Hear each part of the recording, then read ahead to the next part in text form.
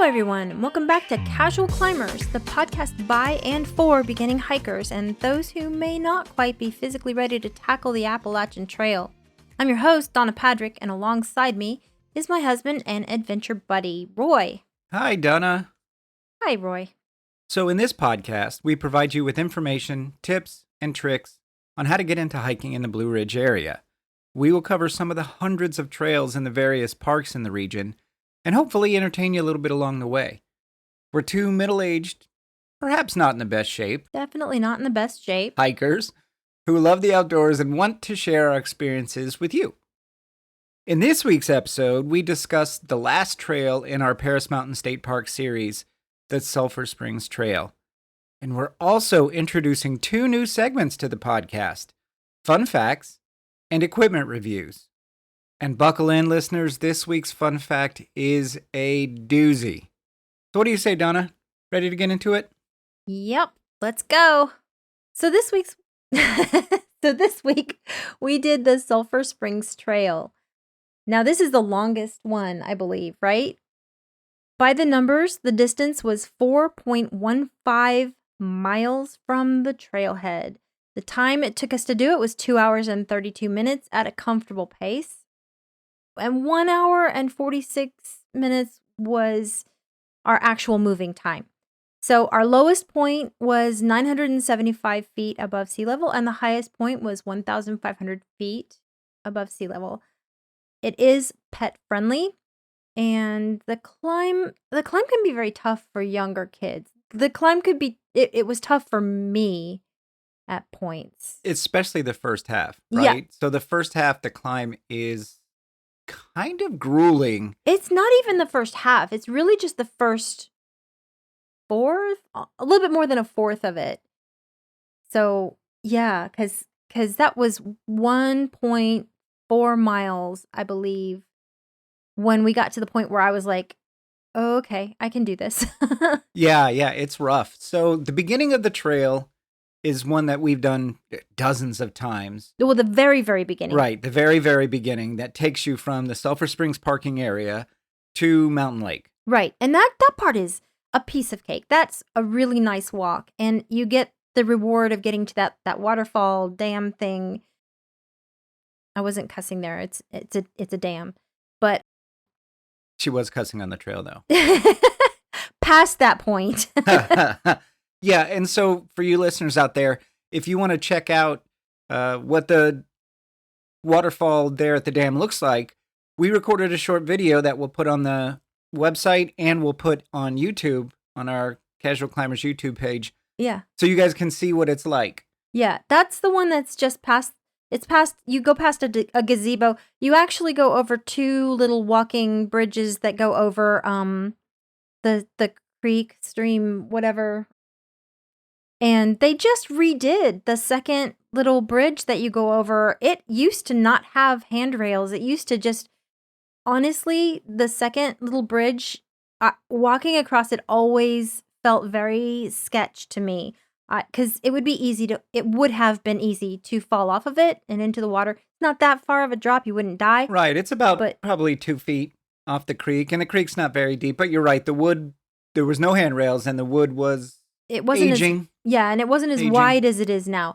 So now it's much nicer. There's handrails and you can tell it's new wood. And also the gazebo, they redid the roof. They did. Yeah. That gazebo is really nice. And there's plenty of room. You can fit easily 20 people on the benches that line the gazebo. And they seem to have cleared the land a bit around the gazebo too. So I'm not sure why, maybe. But they're clearly doing work there. Yeah. They might want to make that an area where people can recreate. They might even put in a barbecue there. Sure. Yeah, I don't know. They've done a lot of stuff. So you're right. Getting from Sulphur Springs parking area, which is the trailhead, to the waterfall there at Mountain Lake is very, very easy. That was like one of our first hikes that we did. We did that one and another short, easy thing. I think it was one of our first podcasts. It was, yeah. Because we covered, in episode 1, we covered the Sulphur Springs to Mountain Lake trail, which is very, very short. Yeah. It's very, very short. This is the very first part of the Sulphur Springs. But from there, from Mountain Lake, it gets easier, right, Donna? After that, and keep in mind that here it had rained a lot this week, and this weekend is going to be rainy. We went out and did this morning before the rain is coming this afternoon. But so the ground was slippery, the rocks were slippery, the wet leaves were slippery. It was a little nerve-wracking, that by itself, but then climbing rocks to get up to the mountain lake area. That's challenging. Yeah. That's challenging. The challenging part. It's not exactly walking up a step either. Right, yeah. It's very uneven rocks. Some of them are very slick, like she said. And then once you get up to the mountain lake, you think, okay, the challenging part's behind me. Nope. No, there's more to come. It gets way, way more challenging from there. But the reward, I mean, you're hiking alongside the water. For 1.4 miles, you're hiking along a stream. There are dozens of small waterfalls and water cascades. You can hear the stream just babbling all around you for the first 1.4 miles of the Sulphur Springs Trail. And it is glorious to walk along along those streams. Yeah, it is. Pretty quick after, because you kind of walk past the mountain lake, and you're now going into like more of the stream or creek kind of, I guess, what's feeding the mountain lake. And so you have to climb over this big rock. And sometimes I think, is it better to climb over this kind of going from a higher point to a lower point, or would it be better coming back? Because it's a loop, so you could take the easy way first, and then this would be the harder way coming back. We did the harder stuff first and then had the easy way back. I think that was the right choice. It is the better way, in my opinion, as well, because for a number of reasons. One, if you do the harder stuff first, then you have the easier decline back when you're already tired. Yeah. So rather than going 2.5 miles and then having to do the decline on these treacherous rocks, and I find going down, difficult terrain is way more difficult and potentially dangerous than going up difficult terrain, because your weight is already wanting to pull you down, so the chance of slipping and falling is much higher. Right. Yeah. Yeah. So we took lots of pictures on this. Yeah. Lots of pictures. This quickly cemented Sulphur Springs Trail as my favorite trail in Paris Mountain State Park. I absolutely loved every second of it, even though there were times in the first half where there were 23-degree grades going up. Yeah, that wasn't super fun to me. Not my favorite thing, but you're doing the difficult part, and you have the reward right alongside of you. You hear the water, you can see the water. There's plenty of places to stop and dip your feet in the water if you want to. Yeah, now you say that. Okay, so let me clarify. There's no benches. There are no benches. Where I feel like there should be benches. I needed a bench, and it was not there for me. Should we write in the Paris Mountain Ranger Station and tell them that they need to put a Donna bench in?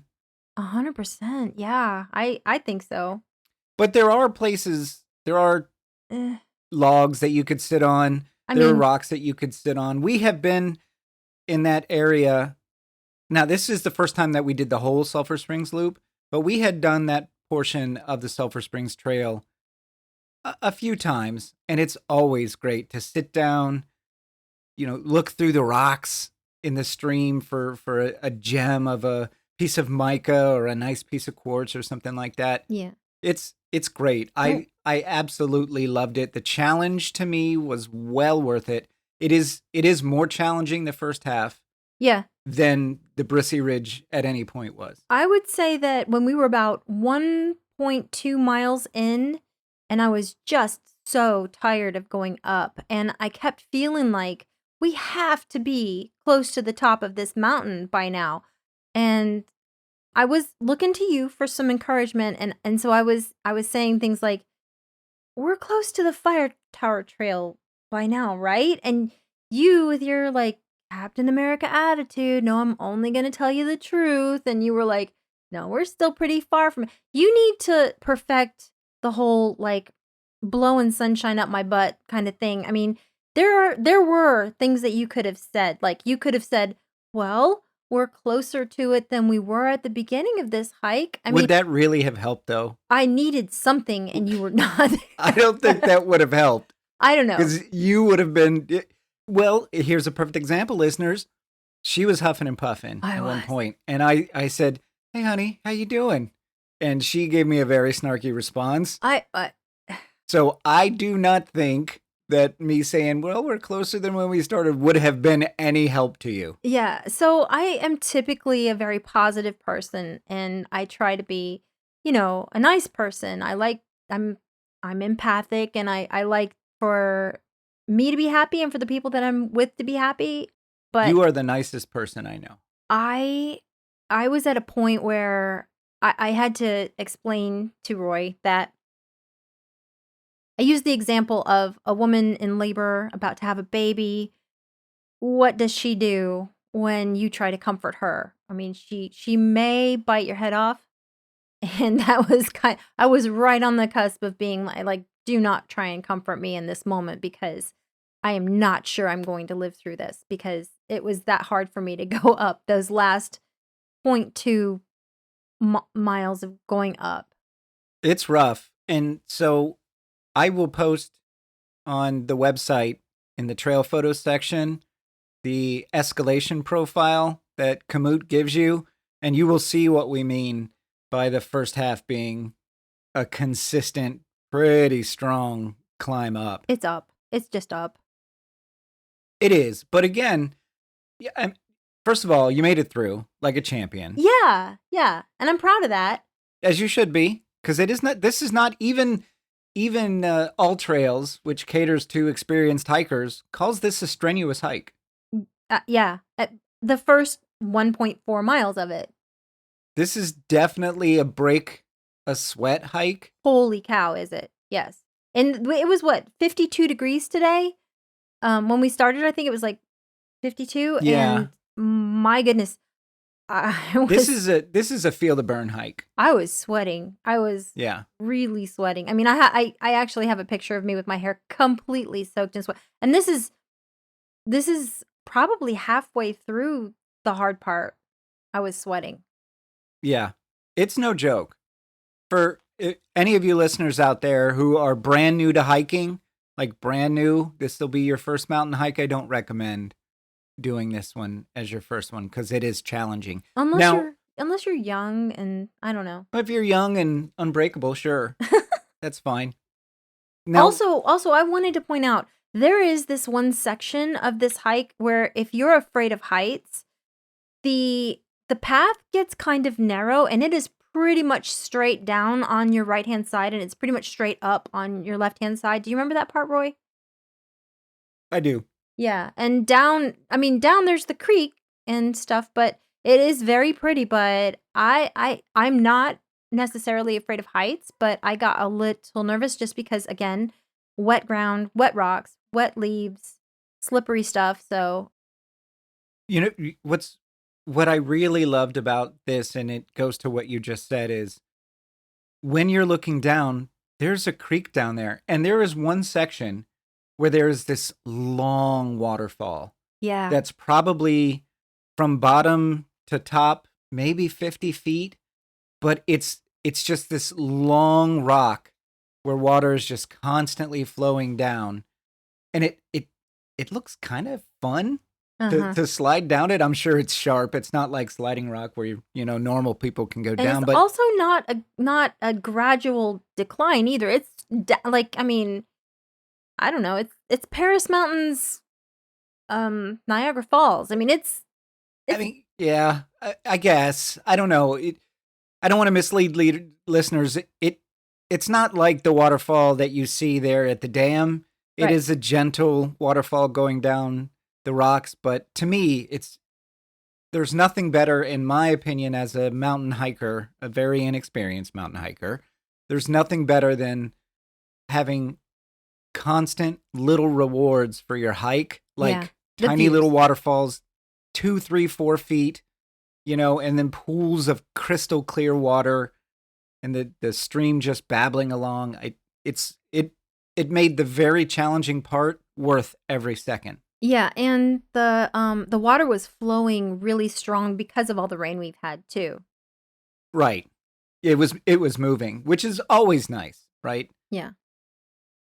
But the second half. So the second half, it's almost a tale of two trails, Yeah. right? It's a totally different trail in the second half.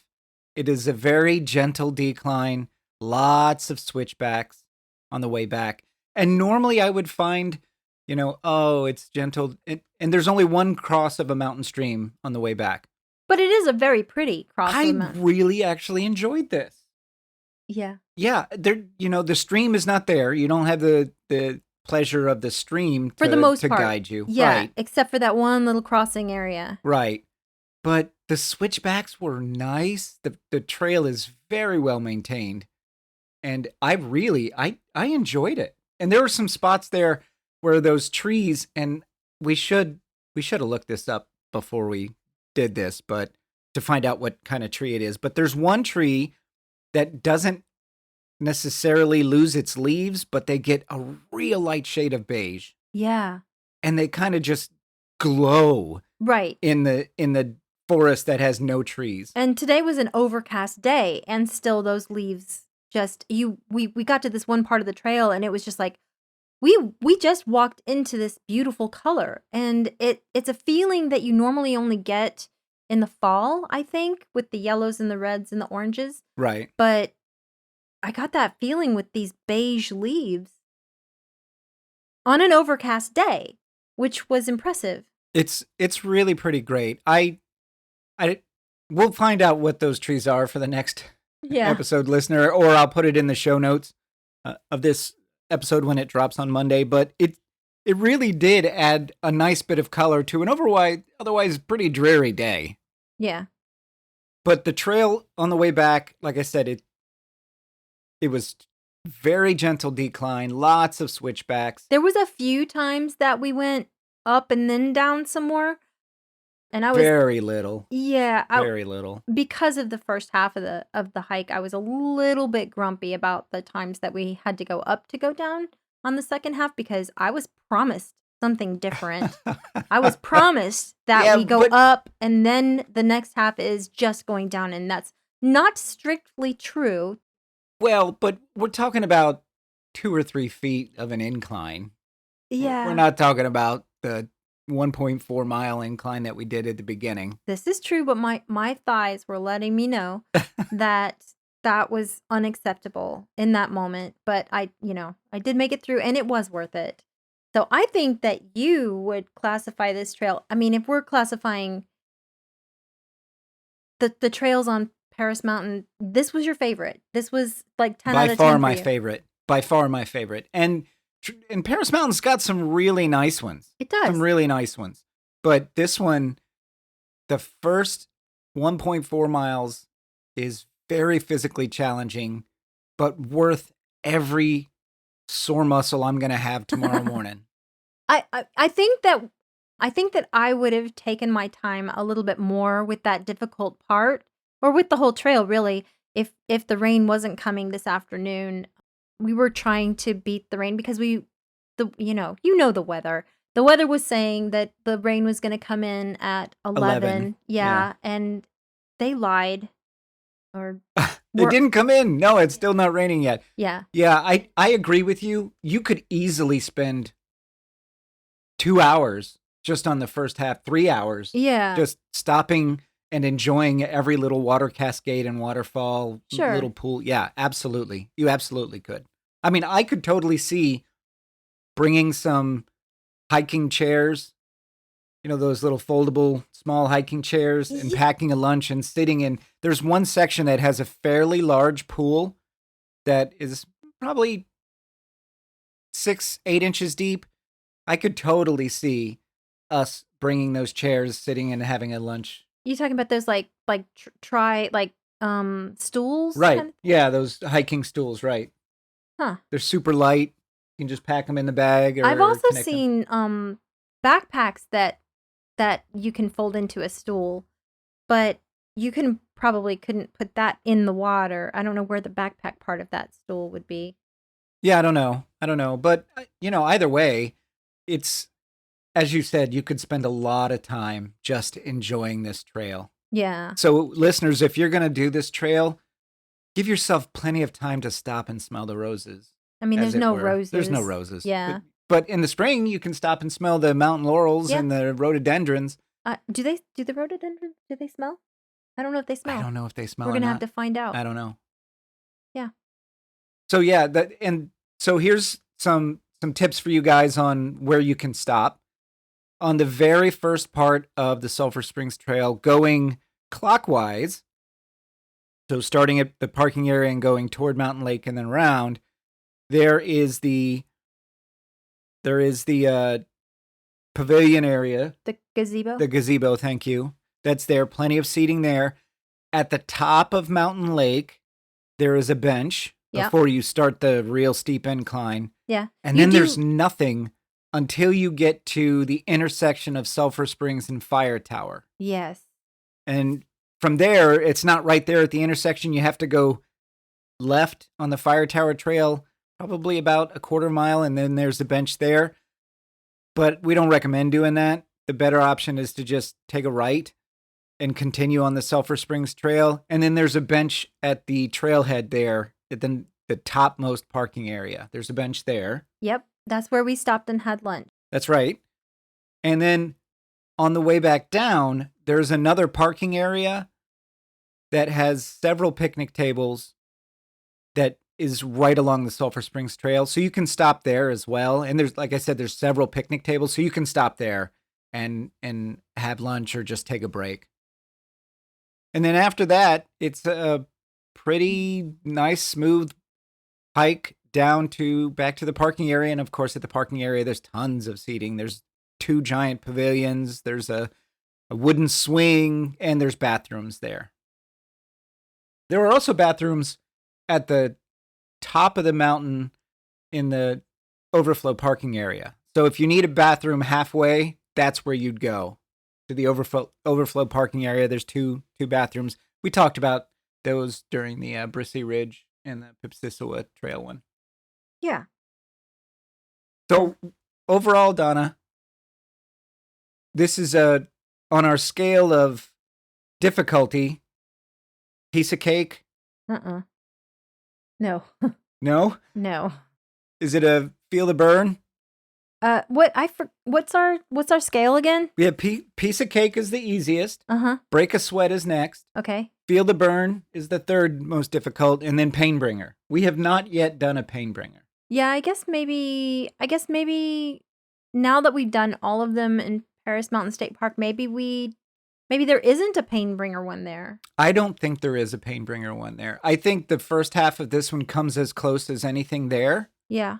But I still think it's a feel the burn one. Yeah, but that kind of makes me a little bit nervous about the future. Like, what are you going to expose me to with hiking trails, Roy? I think we've already done one of the tougher ones in the area, Rainbow Springs. Yeah. That one's definitely a pain bringer. Yeah. So we're going to get to that in a future episode. So you're saying this is a feel the burn? Yeah. I agree. I think it's totally a feel the burn. Now, if you wanted to, listeners, you could do the easiest part and just park at the top and walk down and then walk back up on the easy side. But if you do, you would be missing the most amazing part of the Sulphur Springs Trail, which is the first part of the clockwise portion, just north of Mountain Lake to the top of the trail. You'd be missing out. Yeah, I agree. You could, one time before we did this podcast, one time we just hiked past the mountain lake. We hiked in and it got challenging and difficult, and we turned around and hiked back out. So we did kind of climb that rock that you have to climb over both ways. It was a while back. It was when we first moved here almost I don't know, 8 months ago. So, yeah. Uh, I would say it can be worth it to go in a bit and then turn around and come back out, but if you're halfway through doing the hard part, you might as well do the whole loop You might as well because finish. Right. yeah. Right. Now, just so listeners know, I'm kind of in video game parlance, I'm a map completionist. So I like to, if I start a trail or a loop, I like to finish it. Or a whole state park. Or a whole state park. And we did today. And we we map did. completed Paris Mountain State Park on all the trails. Yep. So we hope you enjoyed the Paris Mountain series. We loved hiking these trails, and these will be trails that we hike many, many, many times in the future. So we'd love to hear from you guys what you think of these trails. Which was your favorite? Did we miss one? Is there a pain bringer that we didn't mention? We still need to go do the music in the woods at the Very true. Yeah. Yeah, There's stuff at Paris Mountain we still need to do.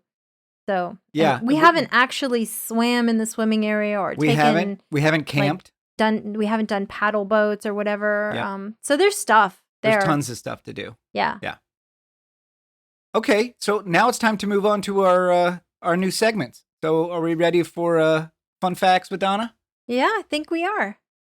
So we're going to talk about how Paris Mountain got its name. It was named after a man named Richard Pearis, but his name was spelled pear, like Pear, like the fruit, and then is.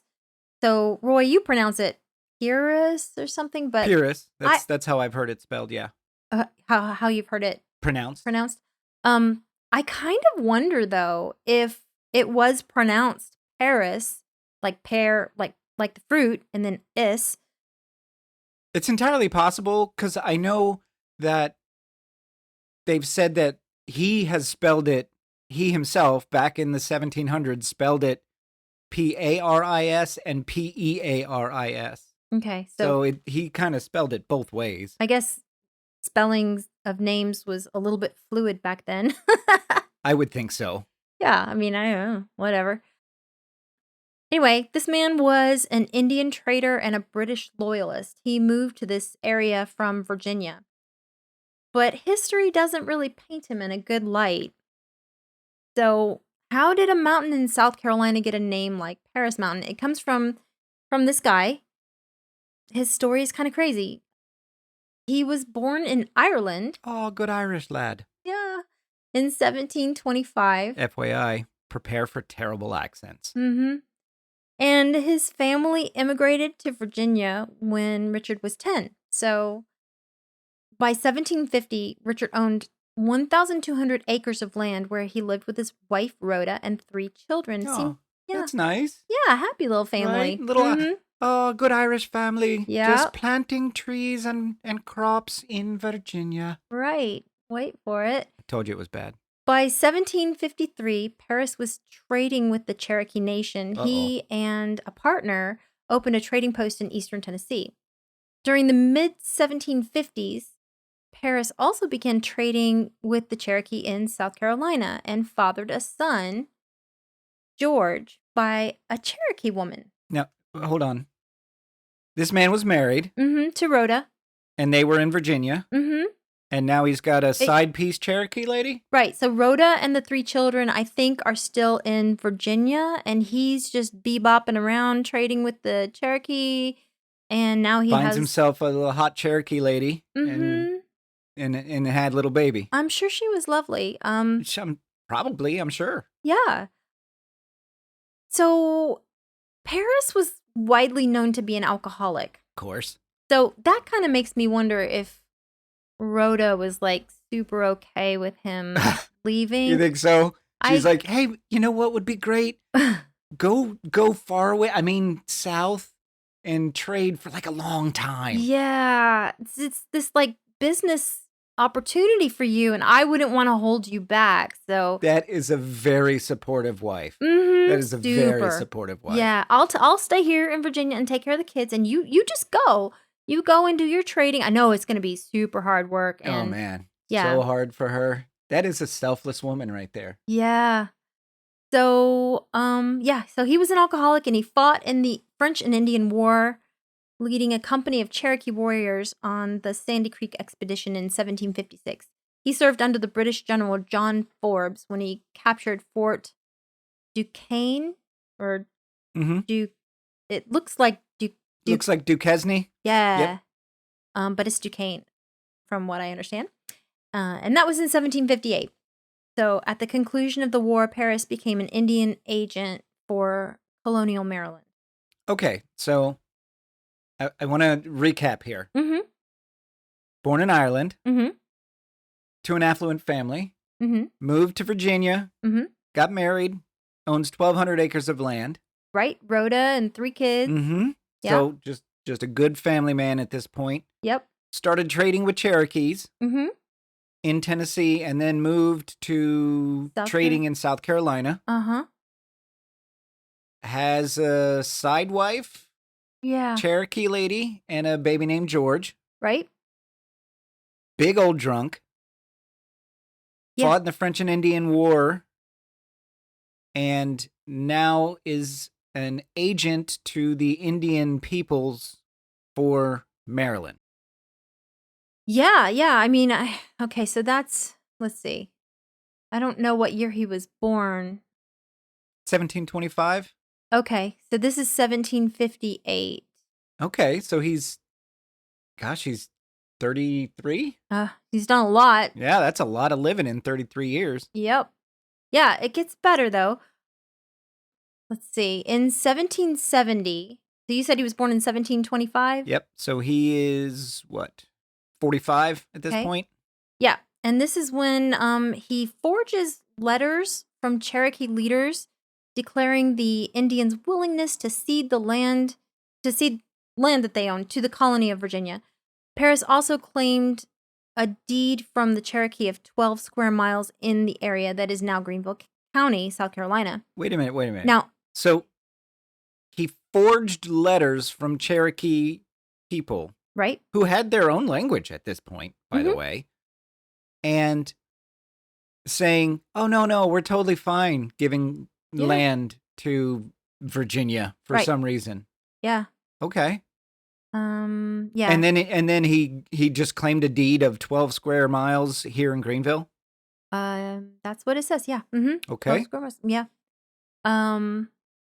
Indian interpreter John Watts wrote the British Indian Superintendent John Stewart that Pearis was, quote, a very dangerous fellow who will breed great disturbances if he is let alone, for he will tell the Indians any lies to please them.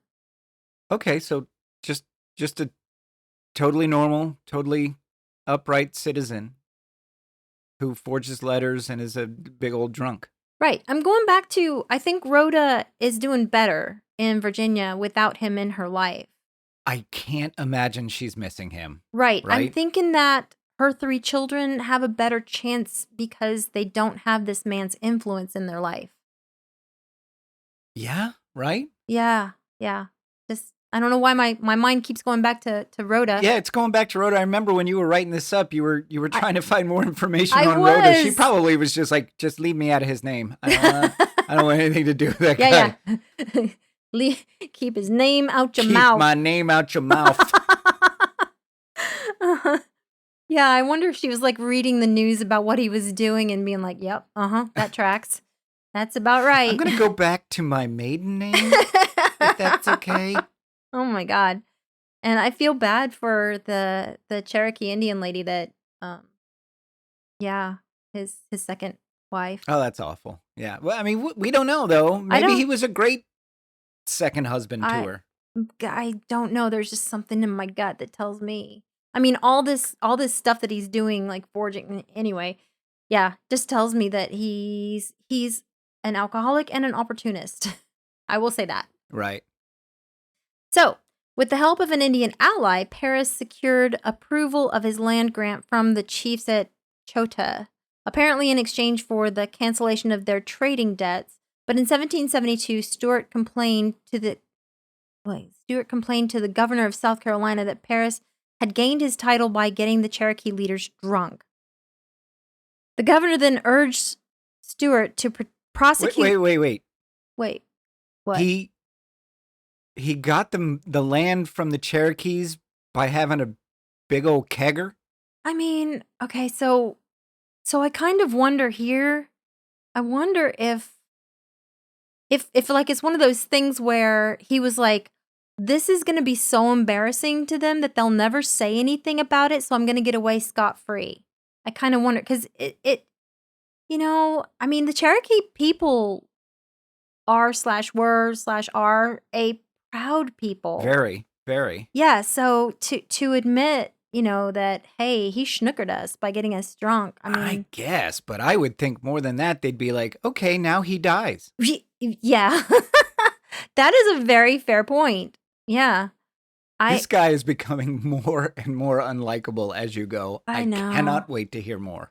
It's making my head hurt though. Like I'm trying to find a redeeming quality in this man. Okay. So, yeah. The governor then urged Stuart to prosecute Pearis for violating a 1739 statute that forbade British citizens to own Indian land. So good on the British, yeah, I mean, we don't know what the impetus to that was. It might have been like, you can't own it, but the king can. That's true. All hail the king. All right. So meanwhile, while this is all being discussed about whether or not he can own this land, Pearis has begun to transfer the land to other whites. Of course he did. Yeah. Of course he did. Because he would not be him if he didn't do another terrible thing. I actually looked up, because reading, looking this stuff up, I started thinking maybe we should go back to naming Pearis Mountain, whatever it was that the Cherokee were naming. 100% on board with that. But I looked it up, and what I found was that the Cherokee name for this type of mountain is a Monadnock or something. Monotnad. Yeah, that. Mm-hmm. Yeah. Monotnad. So I didn't really find like what they called it. But I mean, and honestly, it doesn't fix anything. It doesn't fix anything, but anything they could have called it, I'm sure was 100% better. Yeah. You know what? It's Pearis Mountain. This is the name that has stuck. And I'm actually glad at this point that it's misspelled. Oh, 100%. Yeah, 100%. Let's just say the name is really about the name's Paris, after our sister city, Paris, which is not our sister city, but nobody looked too deep into it. Yeah. Yeah. Okay. So in 1773, a judge found Pearis guilty of holding Indian land, and he surrendered his deed. But the following month, he secured another deed from Cherokee leaders, granting his Cherokee son, George, more than 12 square miles of land, most of which George then conveniently transferred to his father. Wait. Okay. So the judge told him, hey, bro, you can't with this. Give it back. And he's like, fine, I'll give it back. And then he just got the Cherokee to give his half Cherokee son the land. And his son was like, here, Dad. That is so awful. So we went to Cherokee, North Carolina, and we learned that the Cherokee people, they were, or I don't know if they still are, but they were more like the woman had power and control. They are a matriarchal society. Thank you. Yeah. Yes. So I wonder if this Richard Pearis was benefiting from both societies. So he was benefiting from the fact that, so his son George having a mother who was Cherokee, that was the more important thing, right, in the Cherokee Nation. But the fact that whites at that time, and somewhat still today, they definitely want to look at a man for like ownership of things like land and that kind of thing. I think he benefited from both societies. I mean, it certainly sounds like it, right? Like Yeah. he's doing everything wrong and still coming out smelling still like getting rewarded. Yeah. roses. Yeah. So anyway, the land that he transferred to his father includes what is now Paris Mountain State Park. Nice. Yeah. I mean, I mean, thanks, George. Okay. You know, if they had just left it George, I would be okay with it. Because the kid probably didn't do anything wrong, right? Sure. He was just born. Not his fault. Yeah. So, Pearis served under the British during the Revolutionary War as a Tory captain. He keeps getting worse. Yeah. As if he wasn't bad enough, he's now a Tory. Yeah. But he was captured in 1775 and held in Charleston for 9 months. Woo! When he found his Greenville plantation and home had been burned, he left for British West Florida, which is now Alabama and parts of Louisiana and Florida. He continued to serve for the British Army during the war and was captured again in 1781. So he's bad. He's not a good soldier then. Well, sounds like. I mean, captured twice. Yeah. Okay. So 1781. He was born in 1725. He's so older. That's what, 56? Yeah, he's 56. I mean, so I'm 54, and I can't imagine going off to war. Yeah, but he's not. I mean, he's a captain or whatever at this point. He's sitting on a horse, not doing a bunch of stuff. Oh, okay. All right. Well, then there's that. Also, I was thinking about the fact that he was an alcoholic, so his liver might not be too happy with him at this point. Yeah, it's a shriveled husk at this point. So, I mean, and we're talking about alcohol that was made back then. I don't know. Oh, yeah. Oh, well, I mean, so there are two schools of thought on that, right? Good wine was really good, but bad moonshine and swish was really bad. So, yeah. I don't know. Okay, so General Andrew Pickens saved him from being killed by fellow prisoners who hated him, and was sent in a boat down the river. That's awesome. Get out of here before your own people murder you. Yeah. I mean, that's one way of getting out of prison. I guess. Hey, I gotta go because everybody hates me. Right. Yeah. I mean, I thought our society was a little soft today, but I don't know. He eventually was given land in the Bahamas by the British monarchy and paid for the He was paid for the South Carolina land that he never legally owned. So a judge said, "You don't own anything, white guy," and the king's like, "Well, of course you do. Here's some money." Yeah. It's a terrible king accent, by the way. I'm not proud of that. No, but it almost was like a German king. I guess it's kind of almost German. Yes. Yeah. Wait, so, listeners, when there's Scottish stuff coming up, I will nail it. Yeah. But outside of that, it's pretty bad. And some of my stuff borders on racist. Oh, I'll try to stay away from those. Yeah. Yeah. Okay, so he was paid for the land that he never legally owned and given land in the Bahamas. Yeah. And here's an interesting fun fact about him too. His wife, Rhoda, his 3 kids, his Cherokee side wife, and George, her kid, his kid with her, they were all left behind in the United States. And so I'm thinking that when he got this money for this land that he never legally owned, I'm not thinking he sent any of it to any of the wives or kids. 100% he didn't. Yeah. So he was like, you know what? I'm out. I'm just gonna yeet up out of here. I mean, without my family and start. You know, he's got a Bahamas side wife down there. Oh, you God. know he does. I actually did look up what he looked like, and he was kind of good looking. Was he good looking? Yeah, and he must have had some serious swag. Like he must have had some charm. I mean, clearly, right? Because he's charming these Cherokee people. He was charming the British. He was probably very charming. Yeah. Couldn't charm him in jail, though. No, they hated him. Yeah. Yeah. Well, he didn't have alcohol either in jail, I'm guessing. Yeah. I think they did give wine to prisoners back then. Really? Yeah. But he's so he scooted out to Bahamas to sip rum drinks out of a coconut while his families, plural, are up here left holding the bag. I wonder if George got to keep the land. I don't know though, because it doesn't. Yeah. You said that he signed it over to him. Signed it over to George. George signed it over back over to his dad. Yeah. So he probably got nothing. Rhoda probably got nothing except his absence, which might be a boon. Right. It sounds like it was. Yeah. That's a crazy story. That is bananas. It is. Yeah. So I don't know. I like these fun facts with Donna. These are fun. I feel really sad right now.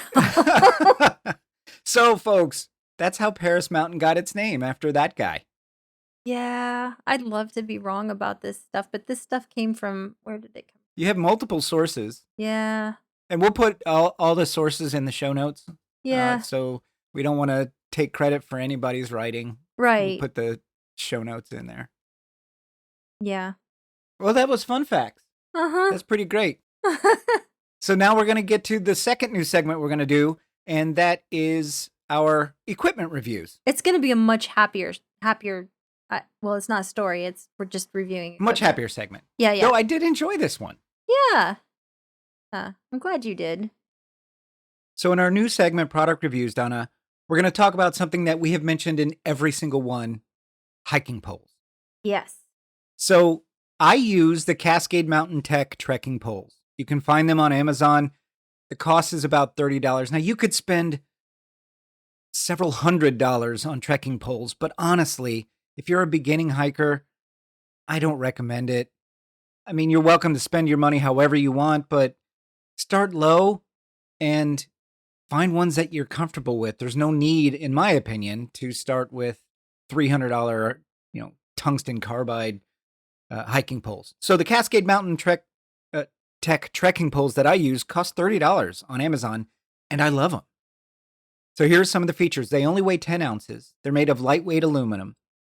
My hiking poles, they're different than Donna's. She's going to go over hers. Have both a cork and a lower EVA grip, so you can use either one.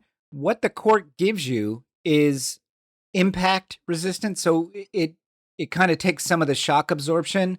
If you're using the tungsten carbide tip without any feet on it, it takes some of that off. Both of ours have adjustable straps for wrist comfort. Both of ours have a 26-inch to 54-inch adjustable length, so you can expand them to 54 inches if you're really tall. Mine comes with 5 tips. The built-in tungsten carbide point for regular trail use or rocks, gravel, anything like that. It also comes with a rubber boot, which is what I have on there almost all the time. I would say all the time. I don't think I've ever used any other tip on it. It's just a nice rubber boot. We're going to put pictures on our trail notes of our hiking poles so you can see what we mean. The rubber boot is really nice. It's got grips on the bottom, and it really helps climbing up or coming down from inclines or rocks. It also has a snow basket, which is kind of a wide piece of plastic that fits on the bottom to help give you some grip in the snow. It's got a mud basket, a little bit smaller without any holes so that it can grip the mud. And it has a regular walking foot on it for clean, straight paved walkways. The walking foot is not really designed for trails. There are 2 types of locking mechanisms for the extension that you can find on trekking poles. There's the adjustable lever lock mechanism, which is what I have, and there's the twisting lock mechanism, and we have used those, and Donna will tell you about those in her segment, and we don't care for those. So the Cascade Mountain Tech trekking poles that I use have the adjustable lever lock mechanisms, got 2 of them, and they're great. So I've had these for 9 months, and they're just as good today as they were on day 1. I love having them on difficult terrain, and just as importantly, they help keep my arms moving, and they give me great balance and stability going down declines. Donna, why don't you tell me about yours? Okay, so mine are the Trail Buddy trekking poles. I also got them on Amazon. They average in price $32-ish, but I looked on it today and it's funny how like different colors will be on sale. So this one color, I think yellow, is $29, and then the purple ones were $21. So I'm sure they're all the same.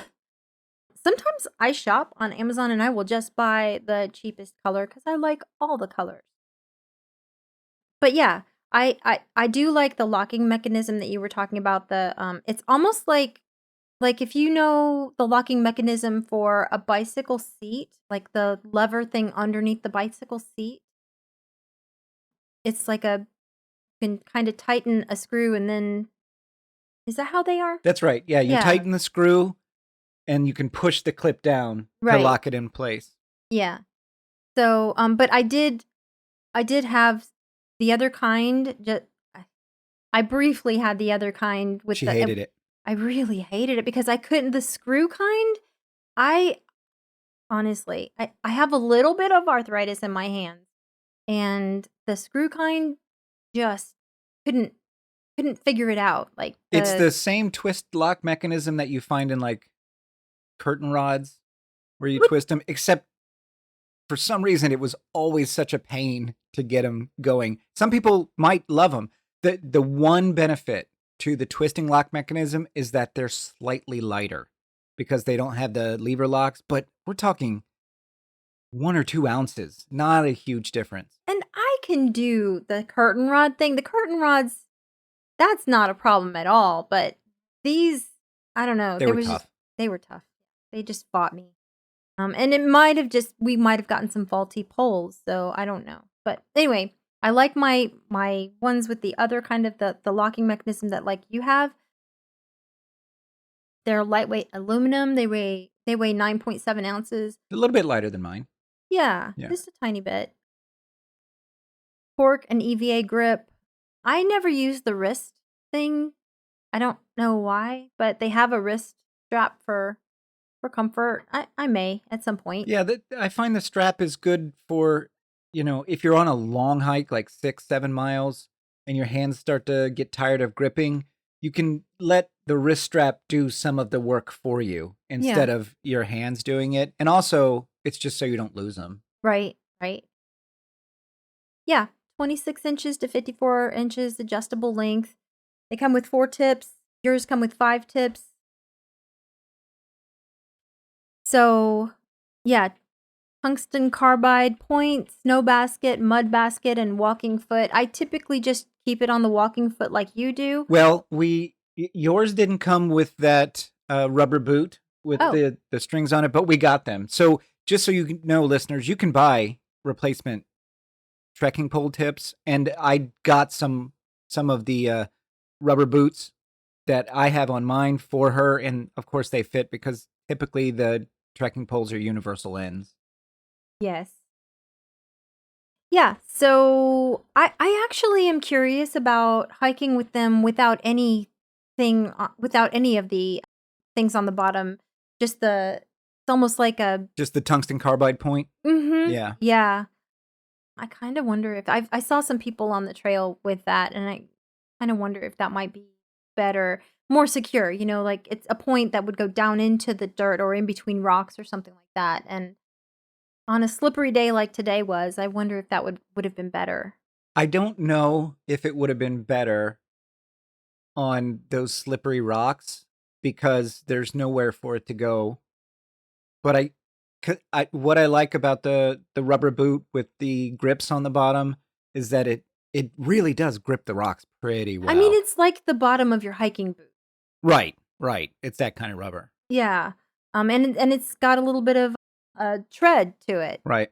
Yeah. Those stay on mine. I rarely take them off. Yeah, I haven't taken mine. I forgot that you had gotten things for them. But yeah, 2 adjustable lever lock mechanisms, and yeah. So we took just one hiking pole with us on this hike today, and really all of the hikes in Paris Mountain, I took just one hiking pole. For the hard part, there were a few times when I thought, kind of wish I had both of them. I don't know why I didn't bring poles. I guess I just wanted one hand free. You didn't feel like you really needed them. There No. was a couple parts where it probably would have been Climbing over rocks. right. For me, the hiking poles are much more useful going down declines. Mm-hmm. They really give you balance. That's where I find the trekking poles are the most useful, is going down declines. So would you recommend these to others? Oh, yeah. Yeah, definitely. The Trail Buddy trekking poles or the Cascade Mountain Tech trekking poles. Either one. Yeah. And so, again, listeners, we're not endorsed by anybody. We paid for these, so Right. It's not like we were giving them for free. Feel free to shop and get whatever you want. Our whole point is these are ones that we bought fairly inexpensive, and they work perfectly. Yeah, the Trail Buddy trekking poles, when I looked at it today, the one color that was, for some reason, just $21 was purple. So if your favorite color is purple and you want some purple trekking poles, maybe today is the day to get them because they're on sale on Amazon. So Yeah, and if you're a couple like us and you want to just see if they're good for you, just buy one set and you can each use one. yeah, but purple's a girl color, so guys can't use purple. I wouldn't mind using purple. Would you not? No. Okay. It was a really pretty purple. It's a nice purple. Yeah. So that's our review for this week, guys. The Cascade Mountain Tech trekking poles and the Trail Buddy trekking poles, both winners, both fairly inexpensive. You can get them on Amazon. You can also shop at REI or Outdoor Academy or Hibbett Sports, any major sporting goods place, and find them. You know, we typically go to Amazon first because just the prices are cheap and we don't like to fight stores. So we order from Amazon, but get them wherever you want. Yeah. And honestly, you can even make your own from a piece of driftwood or stick. It doesn't really matter. We do just recommend having them on a lot of trails. There are some at Paris Mountain where you absolutely don't need them at all, like the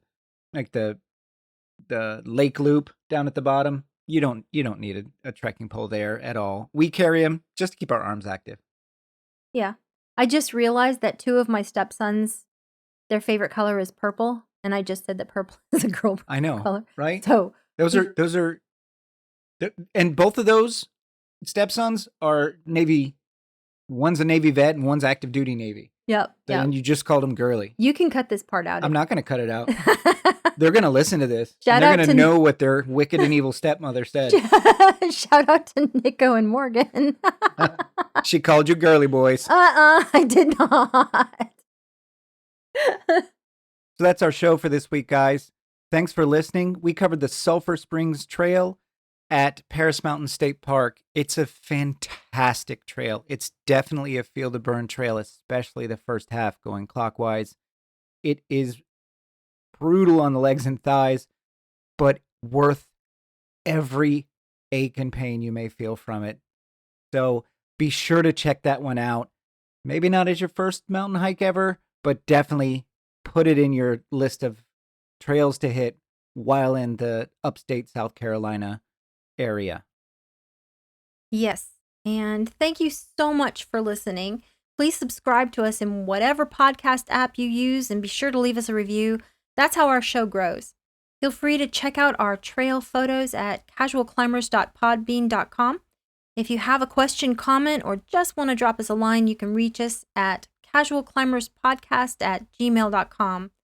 We will see you out on the trails. Yeah, and I'm going to have a purple shirt, a purple pants, a purple hat, purple hiking boots. I'm going to be all decked out in purple. You next look like time, Prince. Donna. I'll look like Prince. All right, guys, we're going to get out of here on that. Okay. See you out there. See you on the trail.